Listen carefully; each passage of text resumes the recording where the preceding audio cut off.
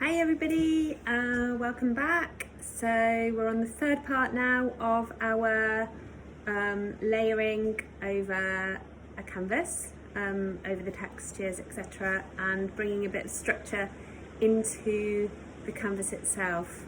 So it's quite rainy today, so you might hear a little bit of rain on the roof of my studio, so it adds to the atmosphere. But the first thing that I'll do is to prepare all of my paint. So I'm going to work in acrylic at the moment because I'm trying to use up lots of paints that I've got up in the studio.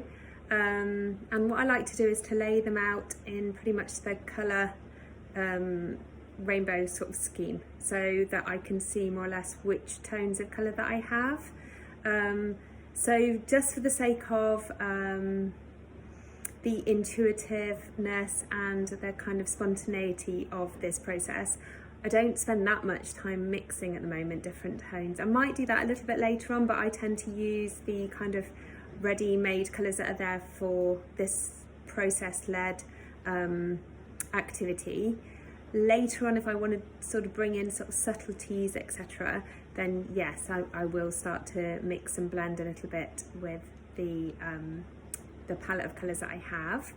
I use a large variety of sort of brushes and things to apply, so I might have sponges as well going on, and wide brushes, thinner brushes, and I sort of, in order for me to get into the process, just try not to overthink at the moment. What I will do first of all, before I apply any colour to the surface, I'm going to turn my canvas round each direction and see what I can see within the actual framework of what's there now, along with my colours and things. So if there's one particular way that I feel really guided to, I'm going to go with that. And it might be that I can see something in it. Behind me I can already see there's a little bit of a mountain range or something going on with a kind of a very sort of central visual guide point. That wasn't intentional, but that's just kind of what's happened when I've come back to my canvas, so that's what I can see today. So I am going to turn my canvas around each direction just to see what's there, to see if I have something else that pops out and that I'm kind of guided to use. But it might be that I go back to this sort of direction that's originally there. So the idea is that following on from all the layers and textures, I'm now going to block in a little bit. So you'll see that some areas will become a little bit more blocked in with the paint.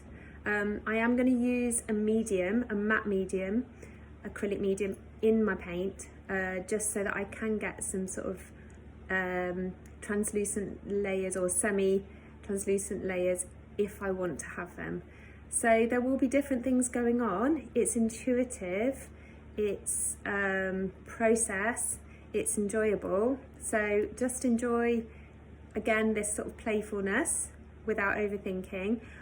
Squint your eyes to see what you can see within the framework that you've already applied down as well. That's a really good way of seeing if there's an area that kind of is working for you, a kind of particular colour scheme, then be guided by that.